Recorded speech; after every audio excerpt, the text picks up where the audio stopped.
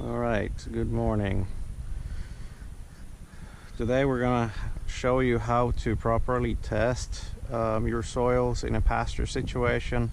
Of course, this is not a pasture situation. This is more of a fairgrounds lot, but it resembles a pasture. It has some weeds, as you can see here. It's basically treated sometimes as a test plot, sometimes as a pasture. It depends on what we have going on. Anyway, what we want to do this morning is go through the steps of taking a good soil sample. And the first thing that we recommend is getting a certified lab to test your soils. We use the services of the University of Florida analytical labs. This is the forms that we have. Usually is the producer soil test form. This one has different options, different sections. It does give you the information on how to sample your soils. So in a nutshell, this is the sample ID, the ID that you're going to give that pasture, the county that you're in, estimated acreage, and the codes that you want to use. Crop code means the crop that you're going to grow. Test code is the test that you want to test for. And if we flip the page here, it's going to give you these crop codes. I'm mainly interested in pastures because this is going to be a cool season forage pasture or a perennial summer grasses pasture, usually bahia. So we have different crop codes here. Cool season legumes or annual grasses. Crop code 26 is for the cool season annual grasses. 22 is for the legumes. Hay or silage, improved perennial grasses other than Bermuda and digit grass. 33 is limpo grass. 28 perennial peanut. 14 summer forages like sorghum and millet. Those are going to be annuals. And then we have the crop code 21, which is the warm season legumes. This is just for forage crops. Here you have different categories for different crops. If you can see here, there's also the test code section, which will give you the code that you want. And we're looking for as much information and as much relevant information as what we can have. The standard soil fertility test will give you pH, lime requirement, phosphorus, potassium, calcium, and magnesium, and that's going to cost $7 with the university. In Florida, we don't have, in the majority of cases, a lot of organic matter. You can measure organic matters, micronutrients, etc., and you can select what you want there. They will generate a recommendation based on your soil test. So your soil test results are going to be as good as your soil tests, and we recommend that you do an even distribution of core soil samples, and we're going to go through that in a little bit. But let me back up to the the improved perennial grasses that are not covered in this producer soil test form.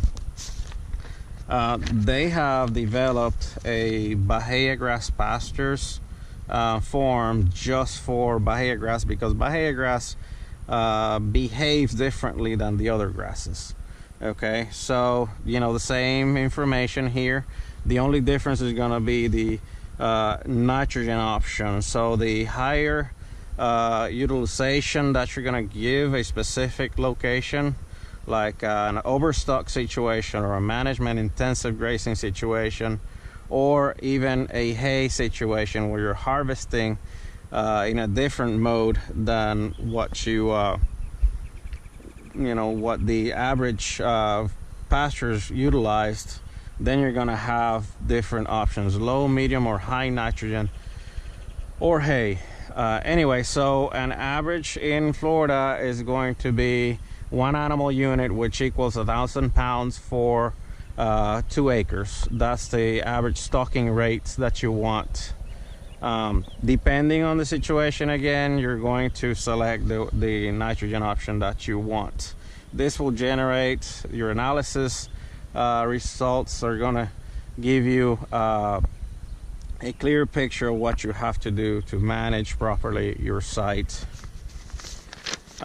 In the back of the Bahia grass soil sample form is going to give you the standard soil test, the same one that you saw in the producer one, but also a B1, which is a standard soil tissue test for Bahia grass.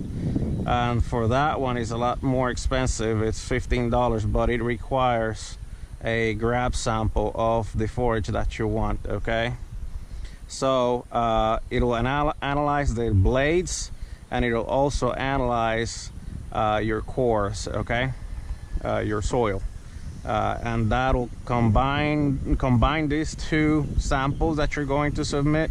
You're gonna get a result based on that, mainly because Bahia grass harvests and utilizes elements differently. Anyway, let's go. Here I have, of course, a soil sample bag, which is going to give you your crop, is going to give you your sample ID, which should match what you're going to put on the forms.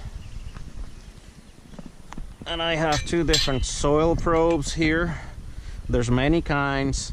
This one is a lot more labor intensive because it's closer to the ground, and you're going to have to bend more often. So I'm just going to leave it here. The important part of this is that you have to do a core sample that's going to be representative of where the majority of the roots are going to be located within that soil profile. So we're looking at a sample of about 6 inches in depth. Okay, so something like this. And depending on where you are, you're gonna have more or less difficulty doing this thing. And for acidic soils, this works and it's pretty accurate. Basically, your pH is going to change a little bit of your nutrient availability, and there's going to be additional information that you're going to have to provide to get an accurate reading. Anyway, this is a core sample right here, about 5 inches in depth. It's pretty clean. This is sandy soil, so this is easy. In areas where you have pebbles, like South Florida, soils close to the tip of South Florida, where you have a lot of pebbles, like Homestead, it's going to be a little more difficult. Or where you have more rocks or rocky formations. All right, so we have a plastic bucket here. This plastic bucket is clean, or more or less clean. It should be clean. It should be plastic. If you're using a metal bucket, the soil elements might react to with the coating on the metal buckets or the elements that make up the bucket. So we recommend a plastic bucket. So you just put your core sample in there, and then you randomly across this field, you're gonna go in and you're going to test soil. We have some smut grass here. I'm looking for something that's more of a Bahia base. There's a lot of weeds in here, so follow me, please.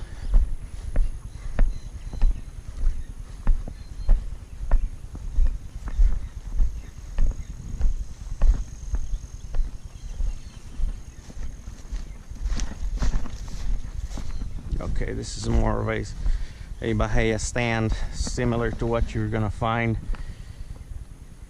in a pasture situation. So I'm gonna use the longer one. Clean it up. I don't know where I got this soil from. Pretty much we're gonna go in a random pattern.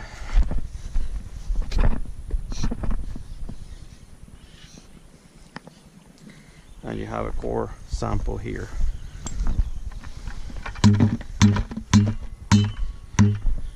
They recommend a zigzag pattern like this one.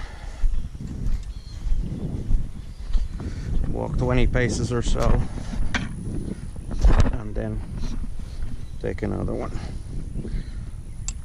Which reminds me that for Bahia grass, you're gonna have to have a grab sample of clean, actively growing blades like this one's.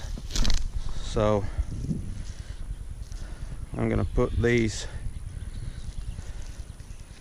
oops, in my little bag so I can label them and keep them in the same or track them with my soil sample. Okay. Random locations throughout the field.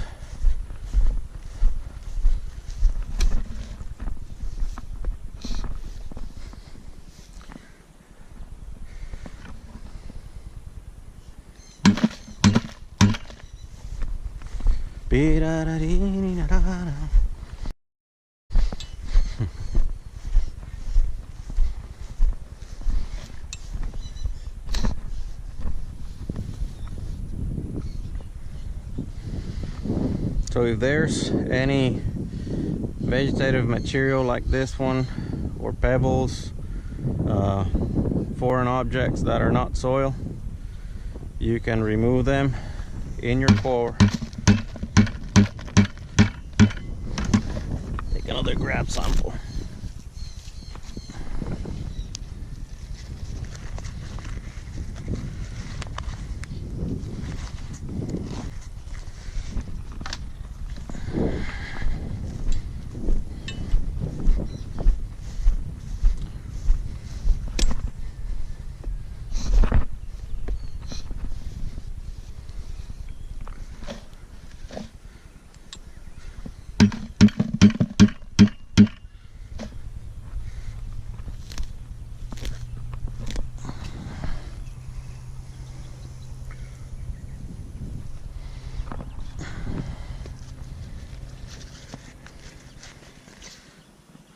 So we're testing the tissue, and we are also testing the soil. I don't know if you can see, there's a darker green spot right here, maybe signaling that there was somebody, one of our animals, that urinated there. You have to avoid the spots like that one, or dung piles or burn piles, or anything that's not representative of the health and vigor of our soil. So we want to do this very carefully. Congregation areas, avoid those two.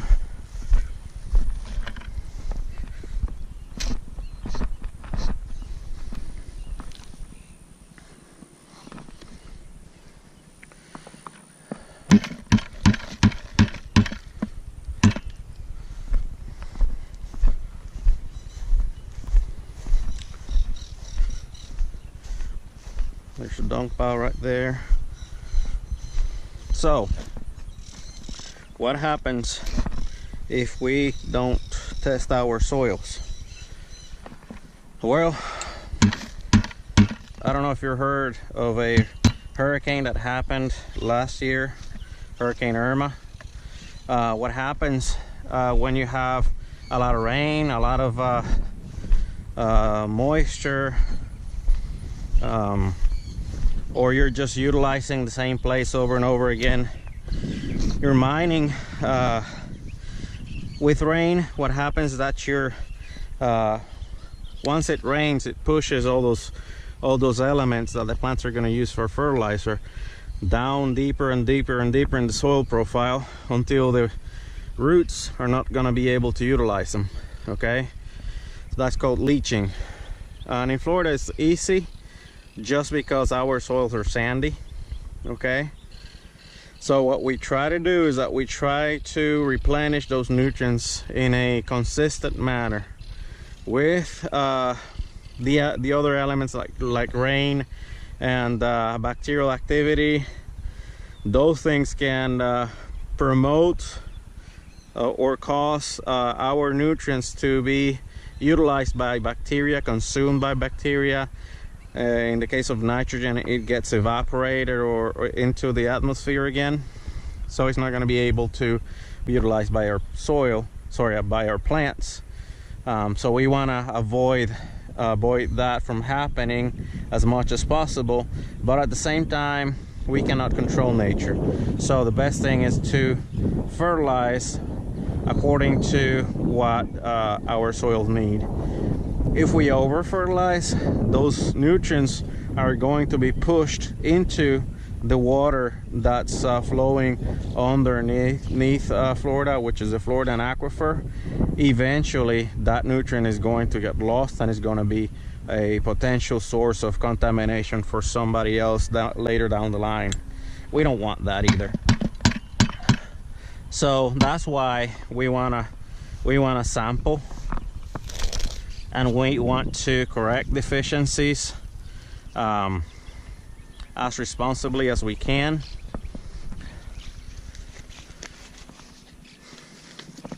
With haying or cropping, when you're harvesting something like watermelons or cucumbers or even forage like hay, you're removing nutrients from the soil and selling those nutrients in the fruit or the forage that you're selling or you're removing from the farm. With sodding it's even worse because you're removing a portion of this soil as well. So you want to replenish as much as you can in terms of fertilizer or nutrients. By doing that, what you're going to promote, it's going to be a healthier soil, a more productive acreage, and ultimately that'll translate into dollars and cents. Okay,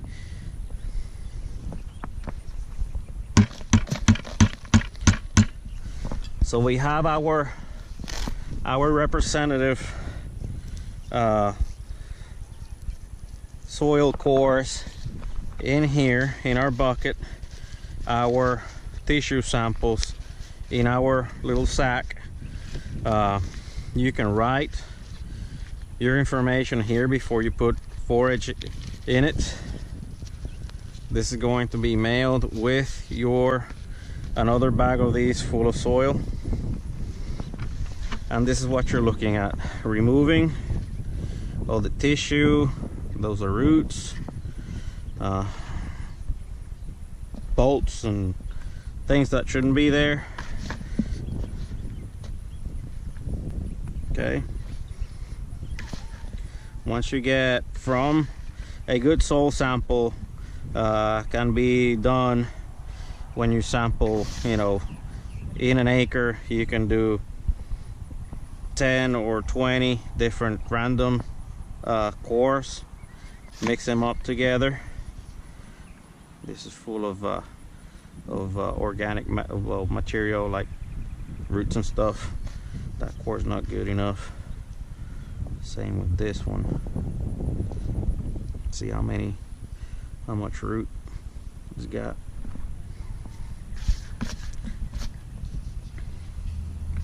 Okay.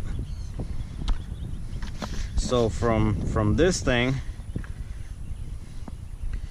you take that, you put it in another bag such as this one with the same information, with the your name, address, city, crop code, sample ID, pasture north or hayfield West, or whatever you want to put in here, or X farm, whatever your sample ID. This is a sample ID for you.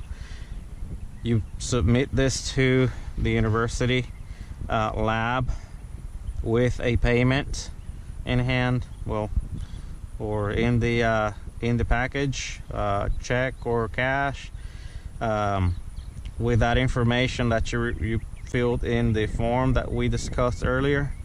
You're gonna get a report generated for your farm, specifically for your field. I'm gonna get a copy at the extension office, and then we can adjust and we can correct pH issues, fertilizer issues, fertility problems, as needed. I hope this was educational, and if you have any other questions, you can give us a call at the extension office.